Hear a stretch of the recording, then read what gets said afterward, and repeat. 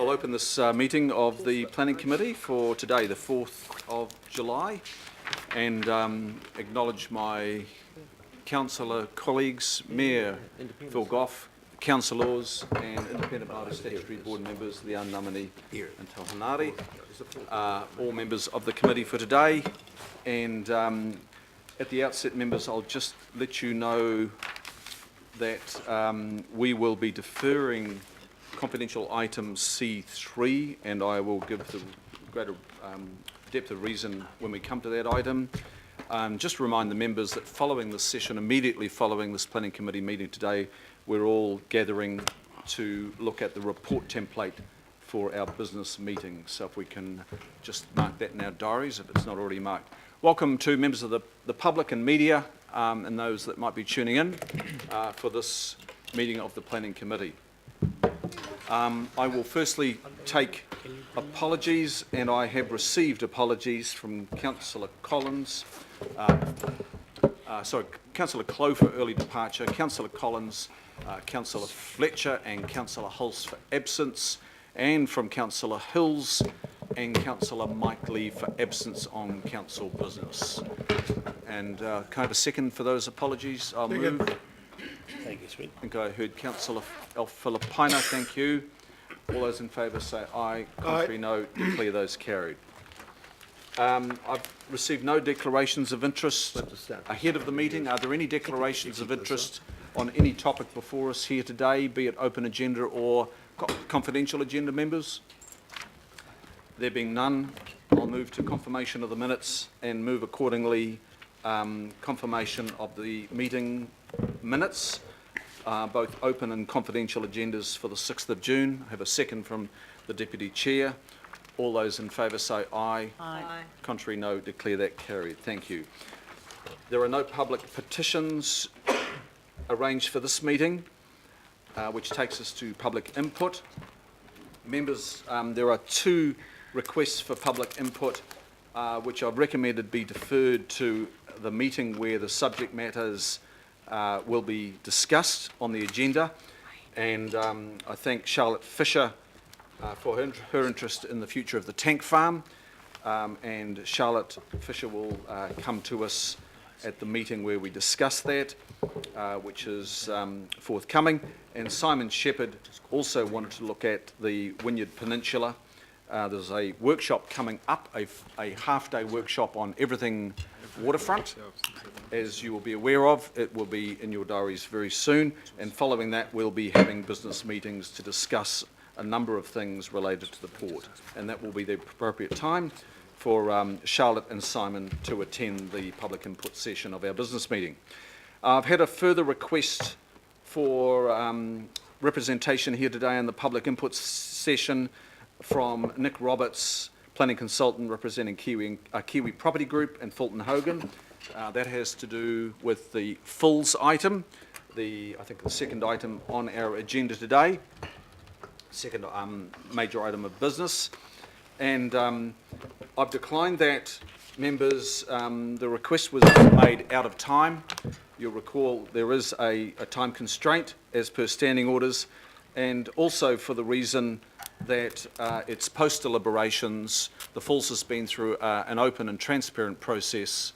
189 written submissions have been received, considered and deliberated on, and we have the recommendation from the deliberations panel before us today.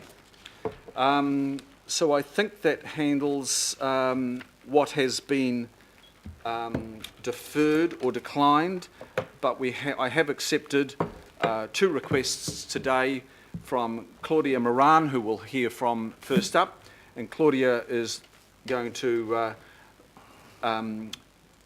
give us a presentation on something which is not on the agenda and not due to be on the agenda, so it's appropriate that it does come here today. And we'll also hear from the Kumu Huapai Residents and Ratepayers Association, Pete Sinton and Craig Walker, on matters relating to their association and the geographical area that they have influence over. So that is the summary, and I welcome first up Claudia Moran. Is Claudia? Yes, hello Claudia. Welcome to the Planning Committee. And we have your presentation loaded, Claudia, and I think you can operate it from where you are seated. It's just, okay, perfect. Welcome. I also supplied a one-pager. I don't know if she emailed it to everyone. I believe that's been distributed. That goes along with the presentation, just with little points. I'll just remind members it's on the hub system, and if you don't have access to that right now, we've got a hard copy for you. If you can just let us know if you'd like the hard copy. Okay, thank you for having me and accepting my request, Mr. Chair. My name is Claudia Moran. On a community level, I am a member of the Ponsonby Community Center Board. I also run the local play group, which I've run for 3 years in Ponsonby. But this is just specifically an opportunity that I wanted to highlight to the Planning Committee. So first of all, it's a place for everyone. So I don't know if you're familiar with the area, but if you have the sheet, it's a site that's located on Ponsonby Road that in the one page you can see was an article in 2006 that Auckland Council purchased the land for the Civic Square. So that's over 10 years ago. So with the fan trail and stuff, I was showing that this is a place that it's an opportunity to provide water, toilets, and a meeting place. The rehabilitation, development, or preservation of public space is the clearest way for council to communicate its vision and influence to the people. For instance, these are places around America where this here is the San Francisco Presidio. So you have easier, versatile seating and little play areas. So all cities with a vision to be world-class and livable for their populations are facilitating the rehabilitation and development of public space throughout the communities they serve. So the main point of this presentation is that if you do it in Ponsonby, where there's already people walking past it every day, and you do it light, quick, and cheap, it'll be an easy model to replicate throughout other areas of Auckland, such as Titirangi or the North Shore, on areas that are available. It just so happens that we actually own this site. The council owns it. So these are just more samples. This is a pocket park in Wall Street that has security, seating. It's relatively used. This is in Venice, bike chairs, and this is actually an art piece reused from Burning Man. So just showing examples of cheap, easy ways to get art in public space. There's a renaissance in the public realm. And if you could point at that one for the benefit of members over the side. Oh, this one? Oh, wait, so that one too, okay. So there's a global renaissance all over the world for the public realm. So this is in San Carlos. And here, for instance, this has been 5 years running because I visit regularly to see my nieces. And they always have these events on, art, Coachella, music, movies in this square. And on the right is actually Christchurch. So they have yoga in the square. These are all free public events that aid for livability and opportunity. This is actually taken from the Auckland-wide quality of life graph commissioned by Auckland Council, showing all the different benefits of specifically public realms. So benefits are on the community are widely known. A meeting point, a place for public expression, gives everyone a sense of belonging and is proven to help the community thrive, arts, recreation, and mental health. And yes, there are a handful of projects underway across the city, but this is one very important, highly publicized opportunity that was promised to the community and has continually been overlooked. This is a Auckland Council commissioned drawing of what could be in that corner on the site. There's the actual measurements for the site in your one-pager. And each time these surveys come out to the local community, we get very excited. We talk about it. It becomes a speaking point. And then as it gets deferred every 10-year plan, I as a community member, and I go to lots of Waitemata meetings, have to answer to my community about what's the progress. This is a bit of history. Some of it's in the one-pager. In 2000, I have a hard copy, and if you're interested, I can email hard copies. Auckland Council commissioned a report specifically on open space needs in the city. And yes, we have Western Park, and yes, we have Toll Street Park, but it's about visibility and toilets and seating for people using that main strip and walking, let's say, towards the fan zone for Eden Park. there's a large gap there. So as far as 2016 years ago, Boff Miskell, it's in the Auckland Council history. I tried to get it from the National Library, but they say it's in the Auckland Council files, but I have a soft copy I can email, and I have a hard copy here. And in that report, it specifically cited that area near Three Lamps needed open space. And then in 2006, the Auckland Council purchased the land specifically for a square, with the possibility of development, but as years go on and urbanization and density increases, we more and more are hoping to have the whole site as a open square. So when they did the last survey, which was in 2000, also council funded, they did this survey, which I have a soft copy on our website, Auckland Waitemata. They gave 3 options, one with some development, one with little development, and one open site. 77%, everyone that responded wanted open site. And then after that, it inspired another community-led group. And the Waitemata gave us $10,000 to see the interest in the site, and that was 2 years ago almost.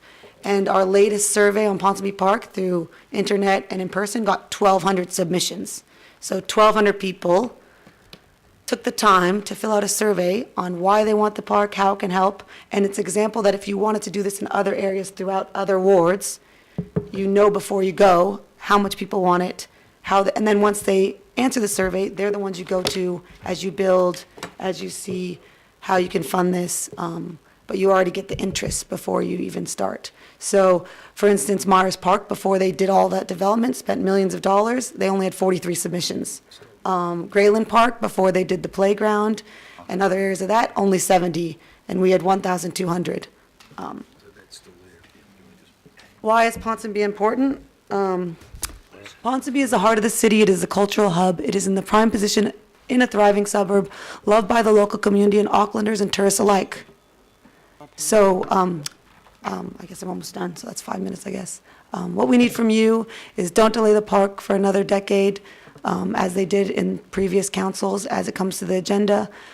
See the value in it, enter in a participatory collaboration with community, approve funding for the million, or just place it in the budget, that a possibility of $1 million. And with the Waitemata, I've already started working with not-for-profits to fund it. I'm confident I can get the money to do the Apex. We just need that site now, if you've noticed, is missing a tenant, and it's a liquor store. So for our community, we're looking at an empty Nosh site that used to be a market that's going to be empty for a while to get tenants that can afford it, and a liquor store, which is kind of not good for children, i.e. it's just a dead site that we thought could be a park. And I have more articles from Paperboy and that. I'm open to questions. Thank you for having me. Well, thank you, Claudia. Are there questions for Claudia on this? So this is, members, this is probably one of our early 10-year budget submissions in some respects. So thanks for being first out of the block, Claudia. Questions for Claudia, members? She's Councillor Casey. Just a comment, Claudia, as one of the Auckland City Councillors who was in the room making that decision at the time, it was indeed always earmarked for a park. And I agree with everything you've said. It should still be a park. Thank you. Anybody else with a question for Claudia? Claudia, I think you've outlined the issue very well. You've signalled it for consideration in our 10-year budget framing. We're at the very early stages of that, and I'm sure it will be in the mix. And I do recall, I think Hello Sailor performed from the roof of the liquor store there, didn't I wasn't familiar with that, but that's exactly an opportunity we're hoping for. I'm a Ponsonby resident from a way back, you see. Councillor Casey, would you like to move? I'd love to move. Appreciation? Yes. And we'll do that. Do I have a second? Councillor Watson, thank you. So look, thank you, Claudia. This is really valuable, and we'll convey this information that you've put on the table today, which we've received formally. We're thanking you, and we'll make sure we address the matter that you've raised, as will the Waitemata members, I'm sure. Okay, thank you very much. Much appreciated. And I'll put that motion. All those in favour say aye. Aye. Contrary, no. Declare that carried. We'll now have a presentation from the Kumu Huapai Residents and Ratepayers Association, Pete Sinton and Craig Walker. Welcome, gentlemen. Said her water believes that he's in the city. I remember that. I was supporting this box.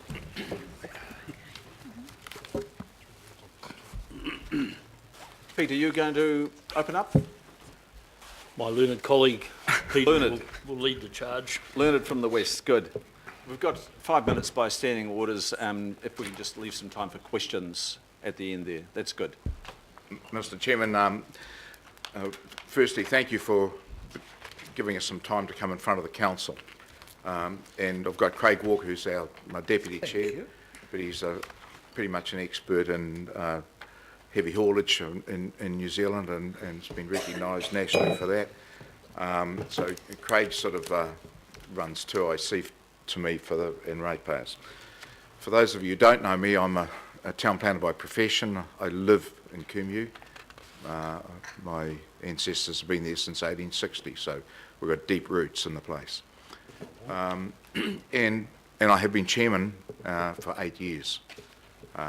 So, you know, planners are not the most popular profession out in the West, and to be still in the chair in 8 years, I must be doing something that meets community aspirations.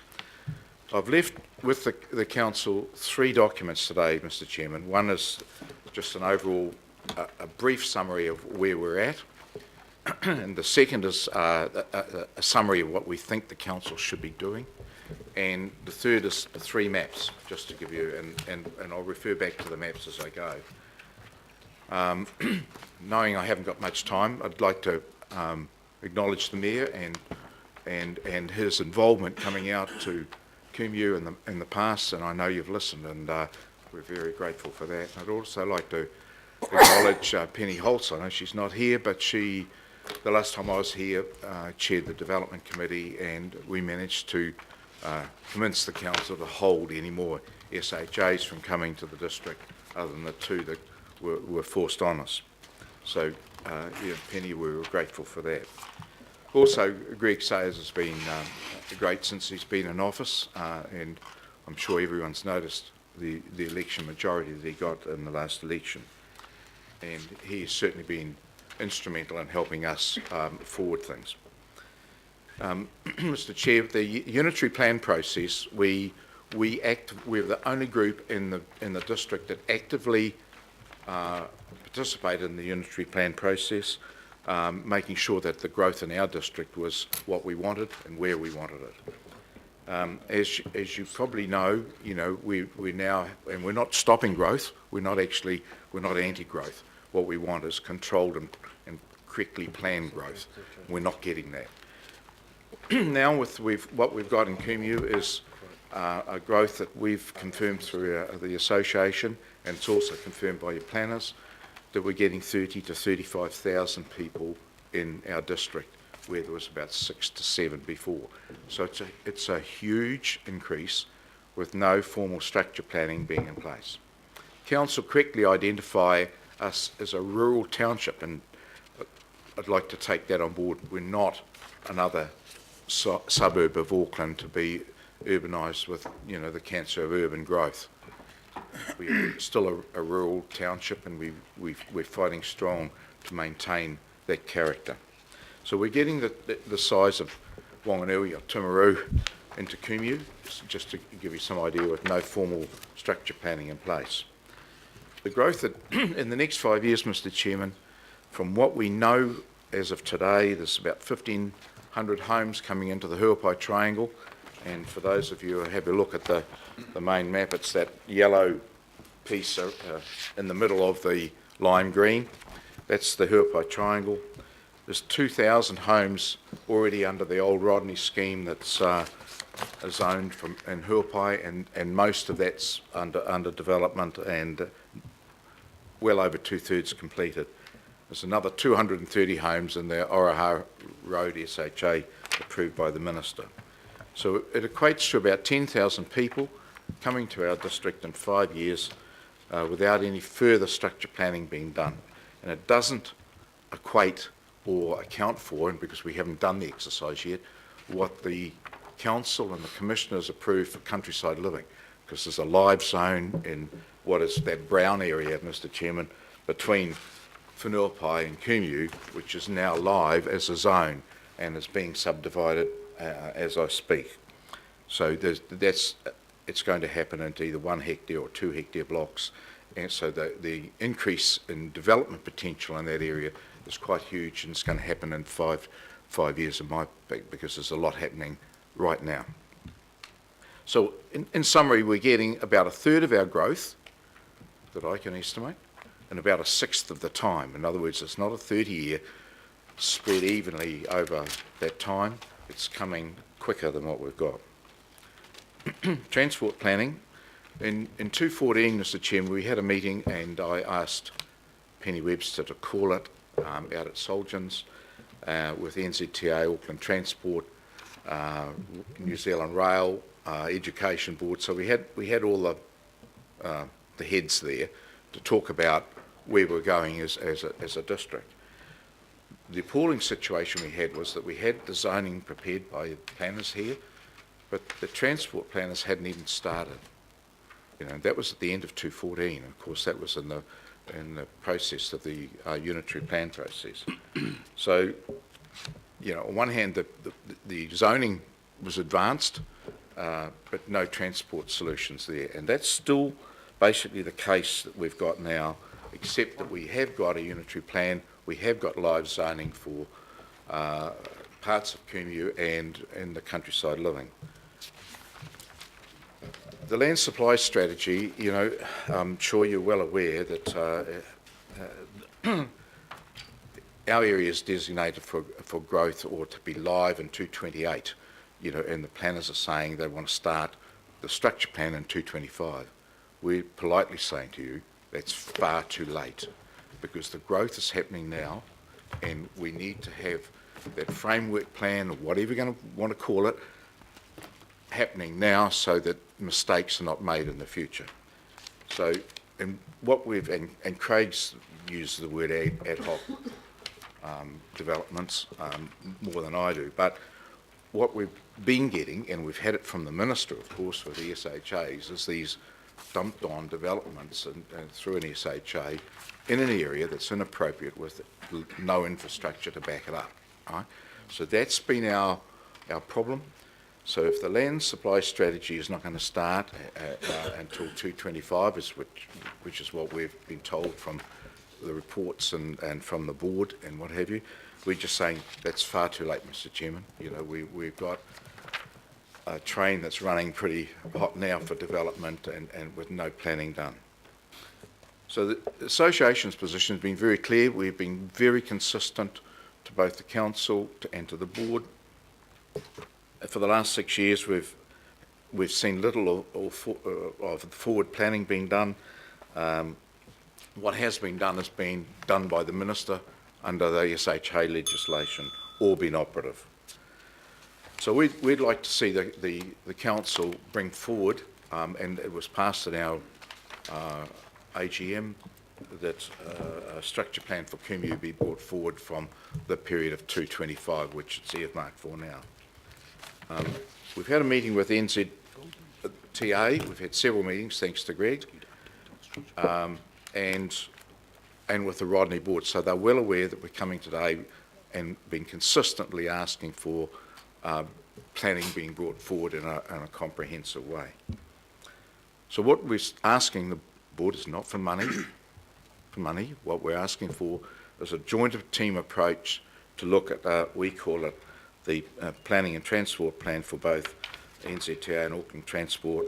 So we're calling it a Kumeu and Districts Framework and Transport Plan, because the framework is about the densities and timing and all that sort of thing, and the transport is clearly an issue that has to be part of that. We don't want it to be a statutory document. We want it to be so that the council know the general where the development should go. That's missing in Kumeu now for the growth that we've got. So, have I got time to just quickly summary? We're up on time, but if you'd like to wrap it up and just leave your final message, Pete, that's fine. So what we see is that a framework and transport plan is absolutely essential to start now. We've come openly and saying, Council, we'd like you to join with us to do that. We have NZTA on board after a bit of negotiation. They see the merit in sitting with the community to sort out the transport solution. We need some of the council staff to be part of a team. And that's what we're asking directly of this development committee. We're not asking for the funds because we have to work out what we have to do, and there's a lot of work to do in that. We see the advantages of a joint approach, that it means that the residential densities are known, Mr. Chairman. You know, we've already done, and I've left you a plan that was submitted Got that? Yes. that I did myself. NZTA and Auckland Transport want to be part of that. But I think one of the great advantages that the council has is that if a framework plan's in place, it will enable you and us, because we have to put up with what happens, to resist any forced zoning changes or intensive residential development by central government or private scheme changes that are inappropriate in our area. Okay. And at the moment, you haven't got any protection, and nor do we. And it gives clarity for the infrastructure and what's got to happen. To me, a collaborative approach is going to save you time and money, right? At the moment, it's fragmented and it's taking too long. So We'll have to wrap it there, Pete. Are you just about done? Are they Yep, all your that- notes? Yep. I think we've got the message pretty clear. I'll ask Jacques Victor, who's standing at the Chief of Strategy, Jim Quinn, today. Jacques, can you give both Pete and Craig and the members an update on the structure planning for that area? So at the moment, the town centre plan is being done, and so that will be finished. You're absolutely right. The full sequence is the area in the around 2028, and yes, the structure planning happens before that. The committee will next month consider the structure plan program that it will be doing over the next year, and so it is going to have to be part of the consideration of the whole program. Obviously, in terms of the falls, the structure planning needs to be done across the region, depending on the rollout of the falls, and so that will have to be considered as part of that. So members, we were due to have a report this agenda for planning going forward, structure planning, etc. But a little bit more work to do. So timely, and your presentation here today is timely, and will be more fully informed for the next business meeting. Councillor Watson and then Councillor Sayers. Thank you. Questions, please. Thank you, Mr. Chair. Thanks, Pete and Craig. You mentioned in the interim this framework and transport plan that we'd like to see happen between like now basically and the end of next year. In the event that the council perhaps couldn't resource it or couldn't fund it, how would you build up a community funded budget to do that? Do you have any specific ideas? I know you made a couple of general observations here, but do you have something a little bit more tangible? Well, I'm keeping the money out of it at the moment, but I have actually done a budget, and I've already had an offer from a planning consultant for over 50k to the association to do some work. We also know that NZTA have a part of that budget. They've already got their money in place. It's just making sure they realise that part of what they're already doing is part of what would be in a framework plan. So I think we need to come back, if you agree in principle with what I said today, with the work that needs to be done, and I've given a time frame that I think it's realistic for, because the NZTA don't move that quickly, you know, and they've got their own timelines for the state highway improvement and what have you. So 18 months, I think, is a realistic time frame to do it, but we'll clearly have to come back with a budget on and matching it with work. Council have already done, you know, you're talking about the centre plan. Well, you know, begs the question where the centre's really, you know, for 35,000 people, really where it should be and how it should be. So the money side of it needs to be tagged to what has already been done and what needs to be done. But a substantial component coming in from somewhere other than council. NZTA. Yeah, but the thing is, if the council say, in principle, yes to what we're asking for here, it makes it a lot easier for me and the committee to go out and find some funds. So if you say no, then we're on a different plan, you know, because the ratepayers are not going to stop. All right? Make it quite clear about that. We know that this has to be done. Okay, thanks. Councillor Sayers? Thank you, Mr Chair. And good to see you both, Pete and Craig. Thanks for your presentation, and I guess the hub of it, you're looking for agreement in principle to do that framework plan. So my question is around that the Auckland Unitary Plan says that subdivisions shouldn't occur within the future urban zone, that structure plans need to be done before that subdivisions happen, and that they shouldn't occur without the prior delivery of the appropriate infrastructure in place. So with all those safeguards that are outlined in the unitary plan that would happen,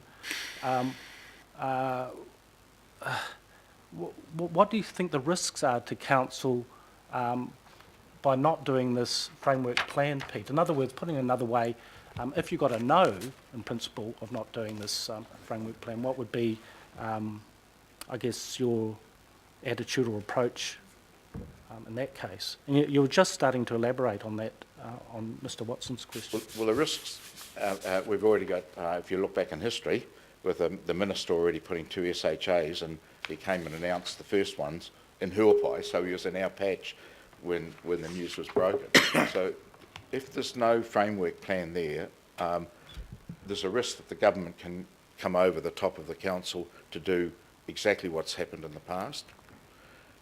And if you do have a framework plan there, you've got something in which to say, this is the densities and this is what we see, Minister, before you start imposing something different.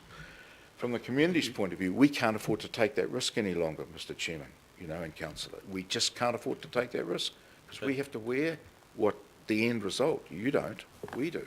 And it was quite clear when the Oroha Road SHA, for example, Greg, was implemented, that the minister had a responsibility to make sure the infrastructure was there. Well, they only looked at the front gate of the subdivision. They didn't look 1 kilometre down the road. So therein lies the danger. I mean, that SHA should have been legally challenged and stopped. Strictly under the standing rules of what the minister could or couldn't do. So therein lies the forward danger.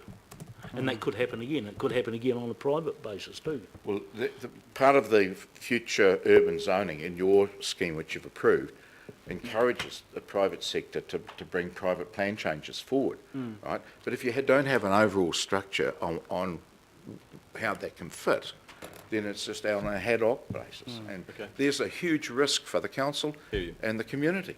It'll be like Henderson in the 1950s. I have one final question from Councillor Quacks, and then we will have to conclude the presentation. I think that my question has been answered, Mr. Chair. Thank you, Councillor Quacks. Councillor Sayers, would you like to move and show appreciation? Yes, thank you very much, Mr And Chair. Councillor Cooper, second. So Pete and Craig, thank you very much for coming in, and we'll make sure this information goes through to our staff for consideration for the forthcoming report. We've got a lot on our plate in terms of structure planning, huge demands, and if you go to our second business item today, you'll see even more demands backing up. So thank you. It's good that you've come here and represented your community and done really good solid homework to sit in behind the presentation. Much appreciated. Thank you. Thank you. All those in favour say aye. Aye. To the contrary, no. Declare that carried.